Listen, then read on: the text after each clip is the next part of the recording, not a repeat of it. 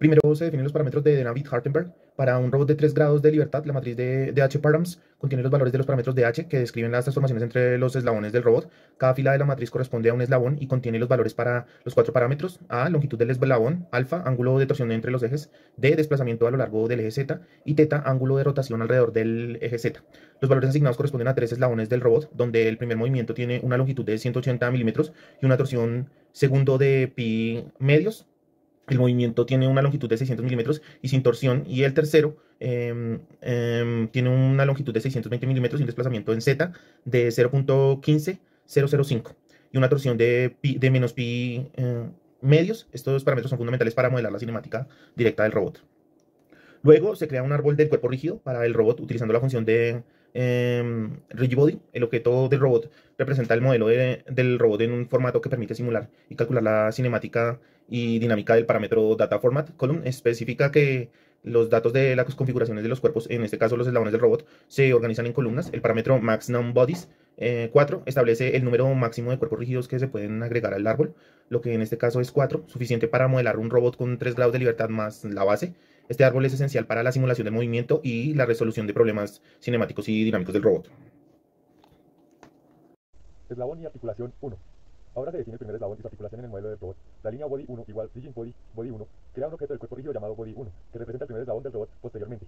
JNT1 igual Rigid Body Joint, JNT1 Revolute, crea una articulación denominada JNT1, la cual es el tipo de revoluta, lo que significa que permite el movimiento rotacional alrededor de un eje. La articulación JNT1 se usará para conectar el primer eslabón a la base o el eslabón anterior, permitiéndome así el movimiento en el sistema. Estos dos objetos son fundamentales para la construcción del modelo cinematográfico del robot, permitiendo simular cómo los eslabones y las articulaciones interactúan durante los movimientos.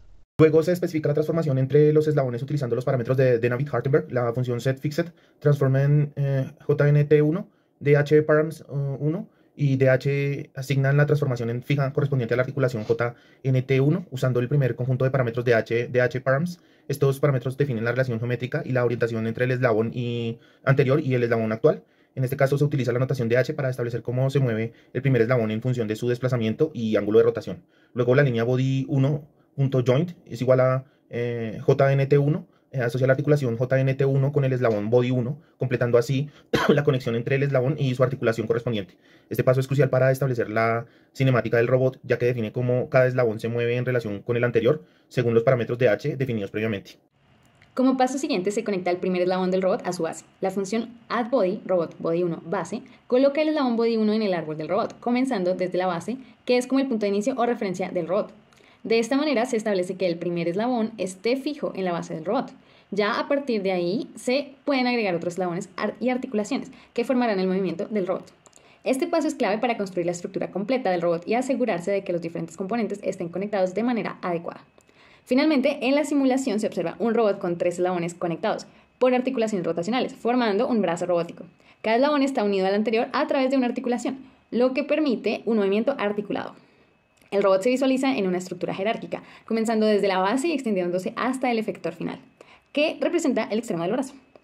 La simulación permite ver cómo los eslabones se posicionan y orientan en función de los movimientos de las articulaciones, mostrando el comportamiento cinematográfico del robot en un espacio tridimensional. Las hojas de datos de los robots KUKA-KR5 y IRB-140 nos ofrecieron la información técnica esencial para comprender y trabajar con cada uno de ellos. En el caso del KUKA-KR5 se detallaron sus dimensiones físicas, capacidad de carga útil, alcance máximo, número de grados de libertad, en este caso son 6 grados de libertad, y precisión y repetitividad. Además de incluir especificaciones sobre su controlador y posibles aplicaciones industriales. Por otro lado, la hoja de datos del IRB-140 también proporcionó información similar, incluyendo sus capacidades de carga, alcance, el rango de movimiento en cada eje, velocidades y aceleraciones máximas, así como las condiciones ambientales recomendadas para su operación. Ambas hojas incluyen diagramas técnicos y curvas de trabajo, lo que permitió comparar y entender las capacidades y limitaciones de ambos robots en distintas aplicaciones industriales. Finalmente se decidió simular el robot KUKA-KR5 debido a su cercanía con el robot trabajado a lo largo del semestre, lo que facilitó la integración de conocimientos adquiridos previamente con las nuevas actividades de simulación. El código comienza cargando el modelo del robot KUKA-KR5 utilizando una función predeterminada. Luego se define una configuración inicial para el robot. En este caso, una de las posiciones predeterminadas se establece el punto de vista de la gráfica para visualizar el robot y se muestra su configuración inicial. A continuación se realiza un cálculo de cinemática directa que genera una matriz de transformación homogénea 4x4 para la posición y orientación del efector final del robot en esta configuración inicial. Después se define un eje de rotación que es el eje Z y se aplica una rotación de 90 grados en ese eje, utilizando la matriz de transformación resultante para actualizar la posición y orientación del efector final. Con esta nueva matriz de transformación se realiza una cinemática inversa para calcular los ajustes articulares necesarios para alcanzar esa posición.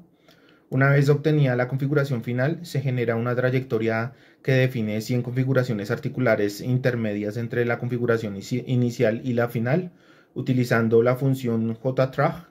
Esta trayectoria describe el movimiento del robot de manera continua y suave entre las dos posiciones. Finalmente, una vez se ha generado la trayectoria interpolada del robot, comienza a moverse a través de 100 puntos calculados entre la configuración inicial y la final.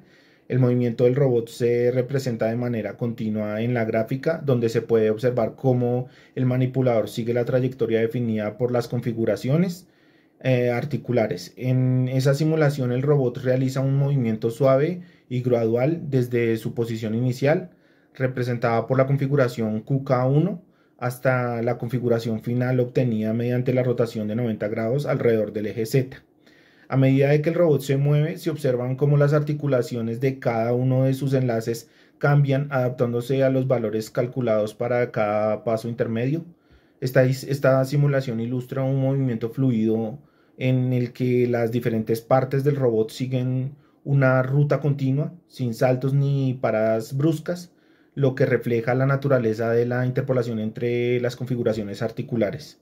El trayecto mostrado en la ventana gráfica permite ver cómo el efector final del robot se desplaza a lo largo de la trayectoria definida por las transformaciones y cómo las articulaciones del manipulador se ajustan para lograr el movimiento deseado de manera eficiente.